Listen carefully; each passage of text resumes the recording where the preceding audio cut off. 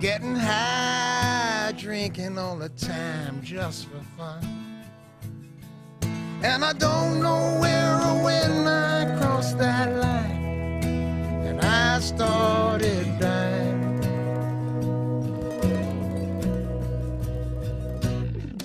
I was so far gone, I couldn't find myself. On the borders of insane is where I screamed for help. Then I found the door that opened up my eyes, and I came alive. In the rooms where broken angels go. And Hello everyone, welcome to Time to Heal.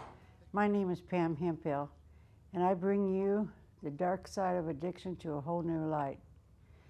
Tonight I was going to share with you a little bit about the homeless population, but I wasn't able to bring my guests. So I thought what I could do is just go over with you briefly some of the things I've learned on how to stay sober, and I can't stress this enough, one day at a time, and a brief review of the 12 steps. So if you could take a minute maybe and go get yourself a little piece of paper and a pen, I'm going to go through each one of the steps with you and talk to you about each one of them. And we're going to do a little experiment. We're going to just pick a problem. It could be a weight problem, alcohol problem, drug problem, relationship problem. Maybe it's just worrying. Just pick any problem you want, and we're going to focus on that as being what you're going to be powerless over. The first step says that we are powerless over alcohol and our lives have become unmanageable. So what you want to do is write down, okay, what is it I'm powerless over? When it comes to alcohol and drugs, let me just first explain this. Once a person puts alcohol or any drug of any type that's addictive personality in their system, they're allergic to it, just like somebody's allergic to strawberries. But the problem is, for an alcoholic and an addict, why would they go back and eat strawberries when they know that it's going to end up in the same result? Well, that part will come with step 2. Because with an alcoholic and an addict, they have a hard time believing that they're totally powerless over alcohol and drugs. They think somehow that they can control this thing. So in order to hit a bottom, well, first, what is a bottom? But to really accept deep down inside that they are powerless over alcohol and drugs, it takes what it takes for each person, and each person, it varies. It's not the same for everyone. For me, I had lost my kids. My daughter was 6 weeks old. My son was 1.5 years old. I had been out drinking all night. I excused it because I said it was my birthday. I was 21 and I needed to get out. I hadn't been drinking. You know, my daughter being 6 weeks old, I hadn't used anything for 9 months. So I went out drinking. I came back at 2 in the morning, and my husband was just furious. He went into what an Al-Anon calls a blackout, and he beat me to death, literally beat me, and stepped on my stomach and threw me down the stairs. And I woke up the next morning, and the only thing I was thinking about that morning was getting that alcohol and those drugs. Yeah, I was concerned about my children, but you know, I had a lot of guilt later about that, but that morning I just wanted to know, where can I find that whiskey? I knew I hid some in the bathroom somewhere, or somewhere in the house. But I went to the hospital, and when I was in there, of all people, my mother came to me and said, "You're an alcoholic, and if you don't get some help, you're going to never get those kids back." And that was a red flag for me. I said, oh, my kids, I've got to get my kids back.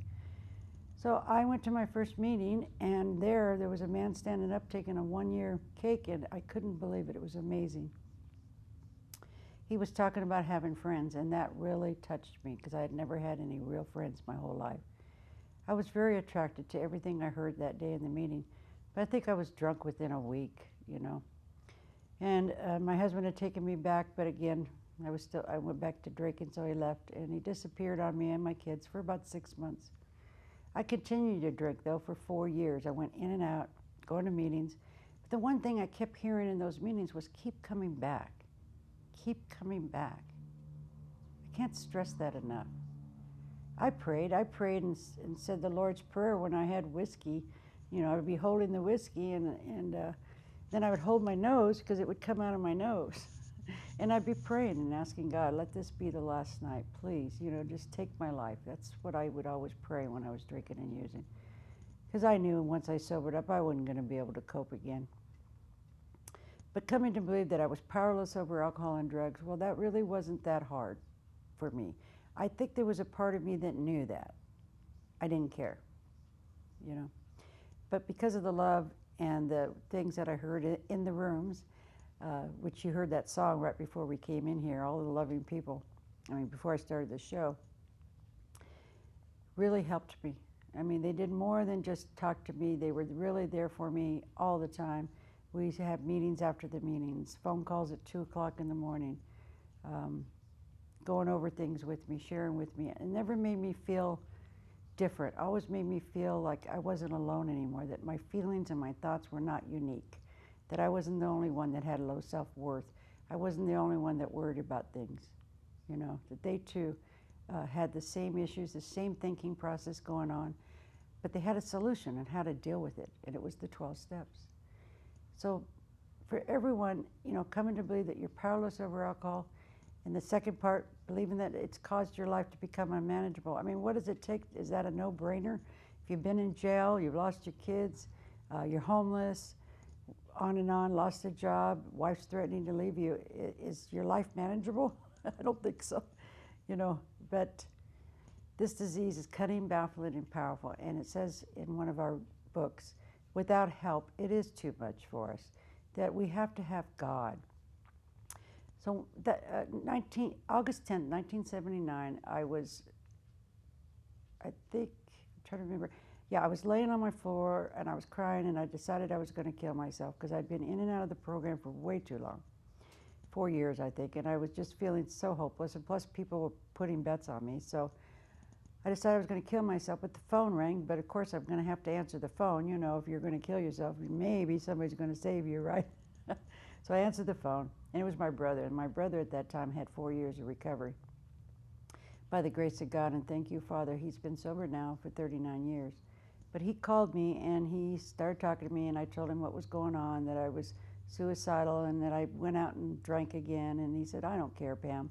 You go back to those meetings. And I said, no, I can't go back. Those people are placing bets on me. They say terrible things about me. Now, not all of them, but enough. That's all I was hearing at that time, because I was so negative. Anyway, I wasn't hearing the positive stuff. And the good things they were sharing with me, I was too closed-minded to really listen at that time. But he said something that woke me up that day, and he says, we're really sick people, and you and I have to go back. We have to go back. This is the only thing that's going to work for us. And besides, Pam, who are you going there for? You better be going to those meetings to save your life, to save yourself, not for what other people might think of you, because they may not be there tomorrow. They could be drunk, and hopefully not. But, if I'm in those rooms trying to be somebody I'm not, sharing about things that, that just to look good or something, that's not recovery. We're supposed to be there to share really from our hearts what's going on, so we can get support and we can give hope to others. Because it was by others sharing what their struggles were and how they were coping with it, though, is what gave me a lot of hope. And of course, the same problem, the same solution, it was always turning it over to a higher power, one day at a time.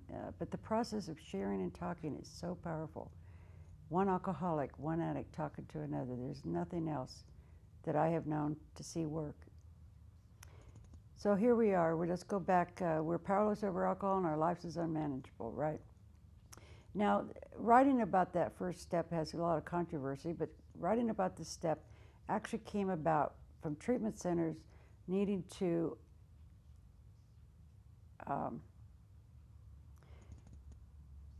show the insurance companies that they're doing something. So I don't know about if that's something you need to do or not. I didn't do a written first step. I knew I was powerless. I knew my life was unmanageable. I was convinced. And part of the book does say now being convinced, and the only thing that convinced me was alcohol and drugs. All your love, all your testimony in the world was great, but it was alcohol and drugs that helped me realize that I needed help. I was an alcoholic. Step 2, came to believe that a power greater than ourselves could restore us to sanity. That's a tough one for me. You know, being so spiritually and physically and mentally abused growing up, it was really hard to believe there was a higher power. I'd go in and out of that many times. By the time I was 18, though, I'd been locked up so many times, I read a book called The Greatest Story Ever Told, and I loved that book, and I fell in love with Jesus. And I decided I was going to become a nun. But during that time when I was locked up, I went to court, and I was going to be released to these people that, very loving people, that were going to help me go to college and become a nun. And the judge decided that I was going to have to go back to San Diego County, and I wasn't released to them. At the same day, my mother sent me a terrible letter, and I got very depressed, felt like God abandoned me, and that was it. So when I got out, I went back to drinking and using drugs real heavy, met this girl, and we ended up going to these bars, and I ended up working in nude bars. You know, that's just part of my story. It wasn't a pleasant experience, and it's something I'm proud about sharing, but that's where I come from. But I believed in God, I believed in Jesus, I read the Bible, I went to churches, I did everything I could, but I could never live up to what I felt about what values and morals were, you know, because every time I would be getting close to that, trying to live a decent life and do the right thing, I would find myself drunk again and wouldn't understand why that was happening. And then I'd beat myself up, and the cycle would just go on and on and on. So coming to believe in a power greater than myself really wasn't that hard. I believed that there was a power greater than myself. But being restored to sanity, well, that's a different story. I really thought everybody else needed to be restored to sanity. They had the problem. I blamed everything and everybody, you know, but it wasn't me that had a problem. It wasn't until that day, on August 10th, 1979, that's what happened after I talked to my brother that day. I forgot to mention that. I realized I was a sick person. I realized I needed help. Besides my alcohol and drug problem, that was just what I was using to mask up all my pain and my low self-worth and my fears and my insecurities. To me, I was a nothing and I was a nobody, and I should just be sent to hell as far as I was concerned. I was nothing. That's how I felt deep inside. But something happened that day, and I had a spiritual awakening, and I feel like he touched me. And I went back to those meetings, and I decided I was going to do exactly what they said. And the main thing I wanted to learn to do and practice was what they said about this, one day at a time. And then I got into working the steps right away. I did a 4th step. I'd done one previously, but I had never done a 5th step. I would start a 4th step, I'd stick it in my dresser, and I would never finish it. And that's dangerous, I think. I think it's very dangerous. So get started on that 4th step. There's no guidelines. Well, you do the 4th step your first week sobriety. You do your 4th step on your 4th year sobriety. You know, my sponsor used to tell me, and the people in the program, when do you want to feel better? That's when you do it.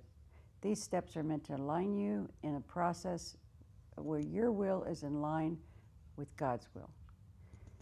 So let's go back for just a minute. Step 1, I'm powerless over whatever you wrote down. It's caused my life to become unmanageable. So if it's food has caused my life to become unmanageable. It's affected my health. I'm overweight. I can't wear the clothes I want to wear. I can't go places because I feel embarrassed, whatever it is. Or if it's worrying, I'm powerless over my worrying. Maybe write down what you're worried about. Step 2, you come to believe that this power greater than you can restore you to thinking regarding that problem. Step 3, turn it over. Give it to him. Let him handle it. It says, step 3, we made a decision to turn our will, which is our thoughts, and our life, which is our actions, over to a higher power. So do that. Your thoughts every morning, turn those over. Your actions, turn those over. Ask him to direct you every morning. And I remember my sponsor used to say, don't go all day, pray in the morning, then pray at night. No, pray all day. Ask for his will to be done all day. You can't overdose by saying, thy will be done, believe me. You know, that's constantly on my lips and in my thoughts all day long, especially when I'm sensing that I'm off wanting to do something that I think is good for me and may not be. So now with the problem again, so we've done a 4th step. We look at how we're resentful about this problem. With alcohol and drugs, they say list all your resentments out. You know, I didn't even know I had so many. I thought everybody was mad at me, but I had a lot of anger and I had a lot of pain in there. And I was angry at a lot of things and a lot of people, and a lot came out. List your fears. A lot of people skip their sex inventory. That's very important. It's in the book. Don't let that piece go. And then, of course, include if you've hurt any animals, because that's part of your amends too. Then we go to step 5 and we decide who we pray about it first, who we want to share this with. You know, it could be your priest, your rabbi, your pastor, your best friend, a sponsor, a counselor. It doesn't matter. What's important is the willingness to do this. It's more important than who you're doing it with, because God listens to the heart and sees that the willingness that you have, that you want to change, you want your life to get better. And then you move on to 6 and 7, and those 2 steps are about what were the blocks that you've had, well, let's say the coping skills you brought into your recovery that were not good for you, like lying, manipulating, procrastinating, gluttony, maybe some immoral issues. What were those things that were creating you not to be close to God and to your fellow man? And, you know, again, the treatment centers have had you write a lot of these things out. But what I suggest is, what it says is to really follow the step, what it says. Become humbly. Humbly means, humbly ask Him to remove them. Humbly means without demand. So you humbly ask Him to remove these things that you discover. And He's not going to take anything away from you until you're ready. He's not going to jerk it out from you. You have to have a willing heart. And it's, you know, really not that bad to get rid of some of these things that have been blocking us from God. You'll find that you're going to be in a whole new world, and you're going to start feeling a lot better. And then you make a list of all the people you've harmed, which comes from your 4th step. And then at step 9, you become willing to make amends to these people, except for when to do so is going to hurt you or somebody else, of course. But I remember this man, I'll tell you this quick story. He's feeling guilty, and he was going to go do his 4th step, but his sponsor was out of town, and he said, I got to get rid of this stuff. I got to talk to somebody. I got to do my 5th step. So he found this man in a meeting, and he says, can you come with me, and I need to get rid of my 5th step. So he did, and he shared his story, and he even admitted to this guy that he had robbed banks at one time. And the guy it was really funny, because the guy was laughing throughout it, and he said, what's so funny? He says, well, I'm a judge. And the guy just froze, and he says, but you know what? This is a 5th step, this is your program, and your willingness to change. What I want you to do is just make amends by donating to your favorite charity or volunteering at a humane society, you know, but give back to the community. See, when you're willing, God finds a way to help you, no matter what your past has been like. You can get rid of it and get rid of that guilt. And then you move on to step 10. Now, step 10, 11, and 12 are your maintenance steps. These are the things that you're going to do to maintain this experience that you're going to have, because in the book it says before you're halfway through, you're going to experience some promises that are going to come true, that are beyond your wildest dream, that you will not regret your past. You will not wish to shut the door on it. Here I am sharing with you everything about me, as much as I can remember to share. I don't care. What are they going to do to me? You know, that's my past. And your past is going to save somebody someday. I don't care what you've done. God has forgiven you. You need to forgive yourself.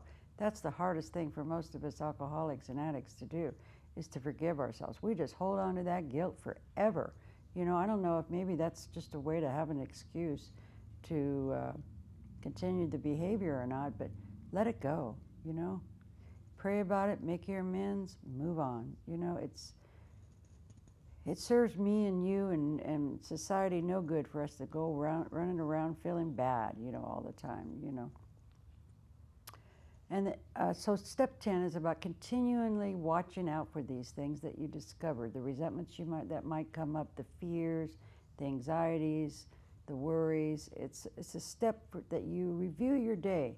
First, you start off in the morning. It gives you instructions. And, of course, a lot of the churches have a way of you doing this, too.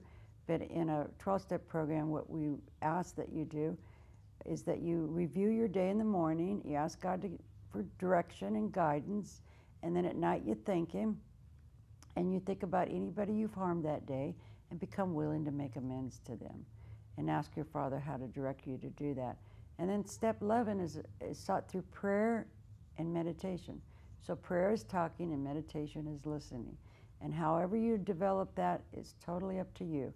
I have had my own ways. I've changed all kinds of, I've read books, I've read prayer books, whatever works for me that day. I have my own set of prayers. I like the the Lord is my shepherd, and I like the 23rd Psalm, which is the 23rd Psalm. I like the Our Father, but I say a few prayers, and I pray for everybody, and I put people in my God box that I'm praying for. But I keep me at the bottom because, you know, that's been my problem all of my life is me, me, me. And these steps are meant to remove you so you can be of maximum service to God and your fellow man. And that's why we're doing this program, so we can be an instrument of His peace, so we can share our love unconditionally to others, so we can learn how to be patient and kind and tolerant and put this out in the world to others. And then step 12 is about carrying this message to somebody who's suffering. And you'll find, you know, in the little movie clip of Bill W., when he went to see Dr. Bob had told him, you know, I have been to every church and every therapist and psychiatrist and nobody's been able to help me. How are you going to help me? And he said, I'm not here to help you. I'm here to help myself. Because see, by me helping you, it helps me. And it's a paradox. It sounds strange, but I remember the first time I heard that, I was amazed. I thought, how am I helping these people? Because they would say that to me over and over again. But once you've experienced it, it's kind of magical when you get out of yourself and it's no longer about you. It's about another human being. It's a magical formula that just, it works when all else fails. And because again, the alcoholic and the addict is, most of us are very self-centered and we're always thinking about our problems, ourselves. And it's a constant job to always keep myself out of me, and with God's help, it's possible.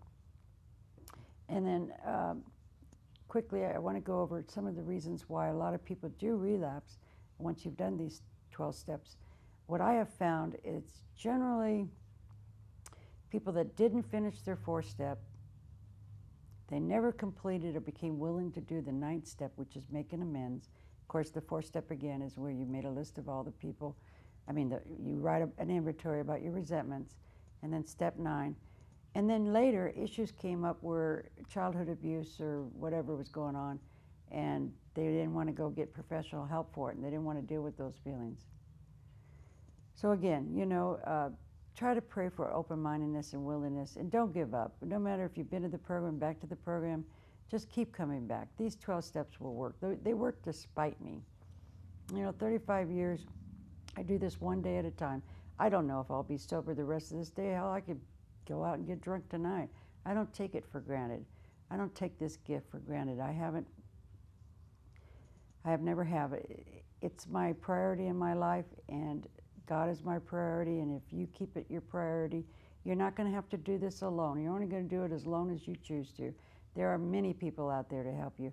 I have given my business card out and offered free counseling at times. Never got any calls. You know, people are ready to get help when they're ready. We can't force them. There's a sister program, the Al-Anon program, that works very well. If you're trying to fix someone, I really highly recommend that meeting, because my son's out there drinking and there's nothing I can do.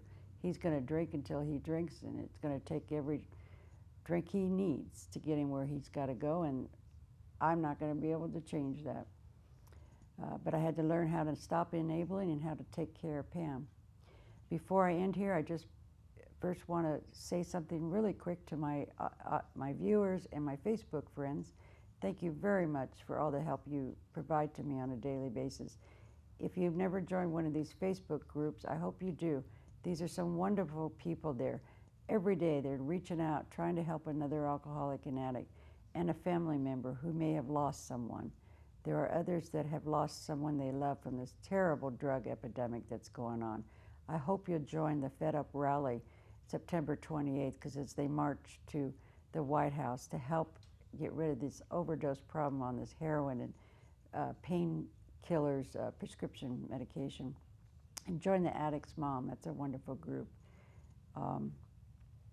Again, if there's any questions you have or like to talk to me, just give me a call. My phone number is 208-340-3274. I'm here to help you, answer any questions. I do offer counseling services if you're finding that that's something you could use.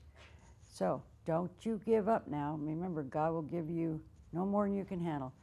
Don't give up before your miracle is on its way.